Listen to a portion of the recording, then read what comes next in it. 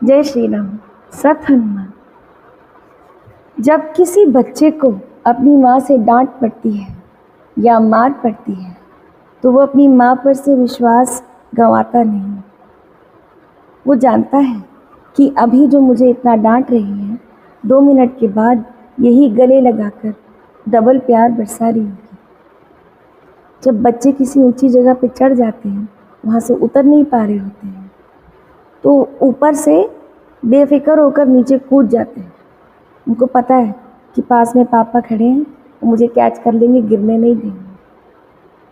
तो बच्चे का जो अपने माता पिता पर विश्वास होता है कि वो संभाल लेंगे, गिरने नहीं देंगे। माँ अगर नाराज़ है तो भी गले लगा लेगी, बहुत प्यार करती है मुझसे। ये भरोसा जिस दिन हम अपने इष्ट पर करना सीख लेते हैं, उस दिन हमारे जीवन के कष्ट आधे रह जाते हैं। ऐसा नहीं है कि जीवन में परीक्षाएं आनी बंद हो जाएंगी, वो तो आएंगी ही।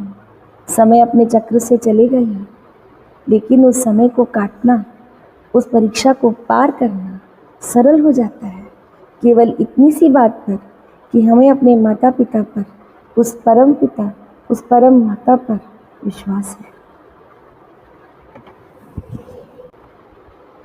तो श्री राम चित्रकूट में चले गए हैं बसने के लिए 14 वर्ष के लिए। सुमंत्र को उनके बिना वापस लौटना है। तो राम के रथ के जो घोड़े हैं वे वापस जाने को तैयार नहीं।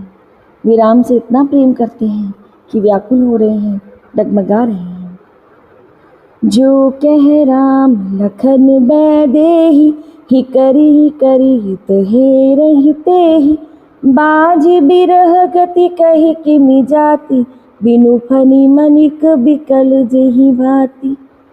जो कोई राम, लक्ष्मण या जानकी जी का नाम ले लेता है, घोड़े हिकर कर उसकी ओर प्यार से देखने लगते हैं। घोड़ों की विरह दिशा कैसे कही जा सकती है? वे ऐसे व्याकुल हैं जैसे मणि के बिना सांप व्याकुल होता है। भयउ निषाद विषाद बस, देखत सचिव तुरंग। बोली सुसेवक चारि तब, दिए सारथी संग सियावर राम। जय जय राम मेरे प्रभु राम, जय जय राम। मंत्री सुमंत्र और घोड़ों की दशा देखकर निषाद राज विषाद के वश हो गए। निषाद राज के मन में दुख हो रहा है।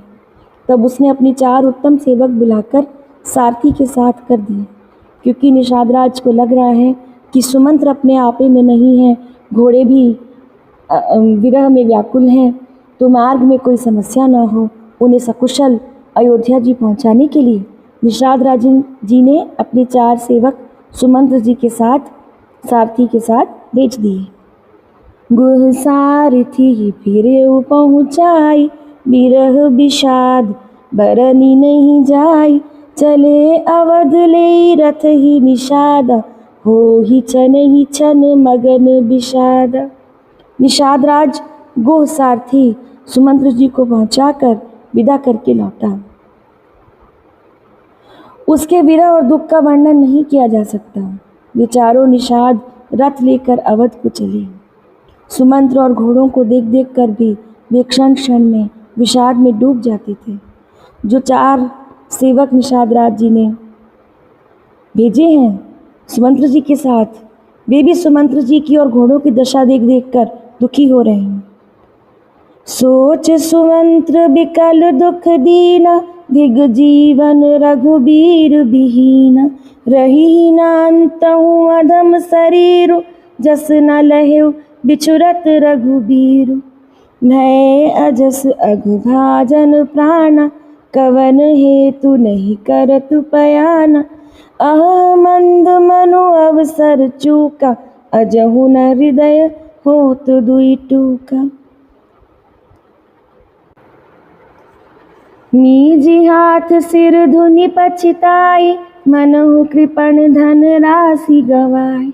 बिरिद बाधि बर बीरु कहाई, चले समर जन सुभट पराई।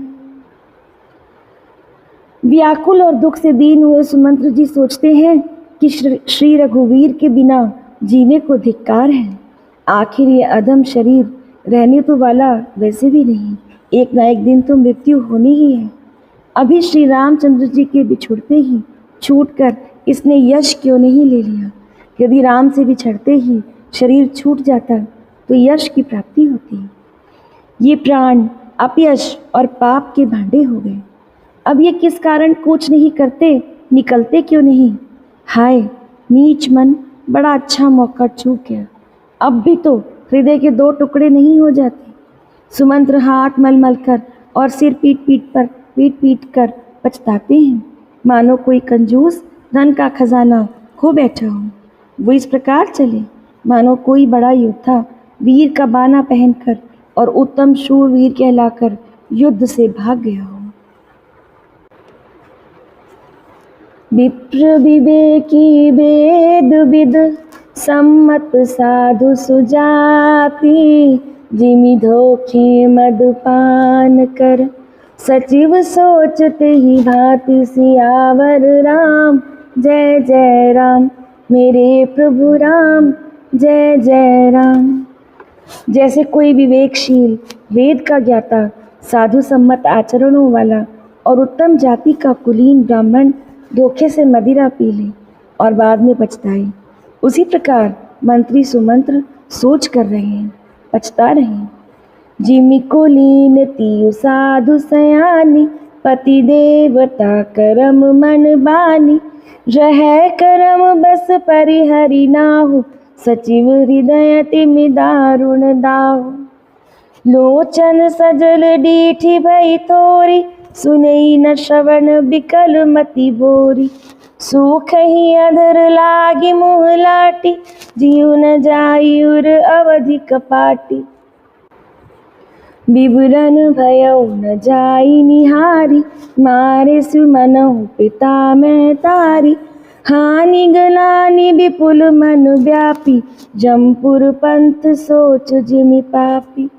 बचन नाव हृदय पछिताई, अवध काह मैं देखब जाई।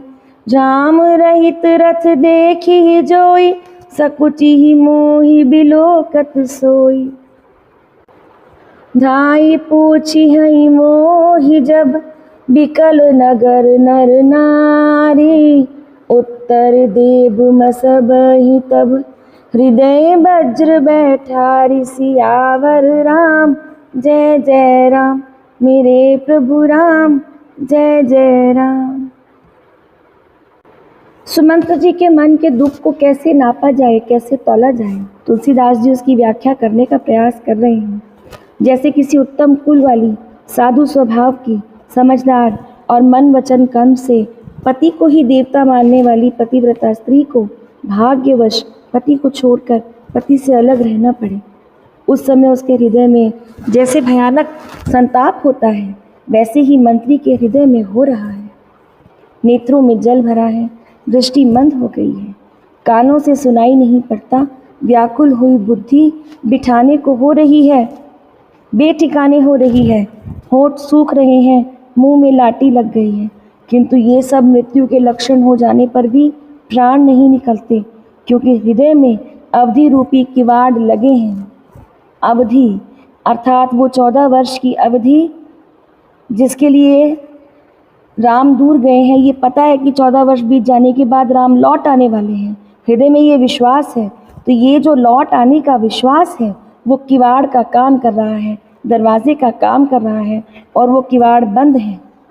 उसी के कारण प्राण निकल नहीं पा रहे कि 14 वर्ष बाद प्रभु के दर्शन होंगे, तो प्राण शरीर में अटक गए हैं। अर्थात 14 वर्ष बीत जाने पर भगवान फिर मिलेंगे, यही आशा रुकावट डाल रही है। सुमंत्र जी के मुख का रंग बदल गया है, जो देखा नहीं जाता। ऐसा मालूम होता है मानो इन्होंने अपने माता पिता को मार डाला हो। उनके मन में राम वियोग रूपी हानि की महान पीड़ा छा रही है, जैसे कोई पापी मनुष्य नर्क को जाता हुआ रास्ते में सोच कर रहा हो। मुंह से वचन नहीं निकलते, हृदय में पछताते हैं कि अयोध्या में जाकर मैं क्या देखूंगा। श्री रामचंद्र जी से शून्य रथ को जो भी देखेगा, ऐसा रथ देखेगा जिसमें राम जी नहीं है, वही मुझे देखने में संकोच करेगा। अर्थात मेरा मुंह नहीं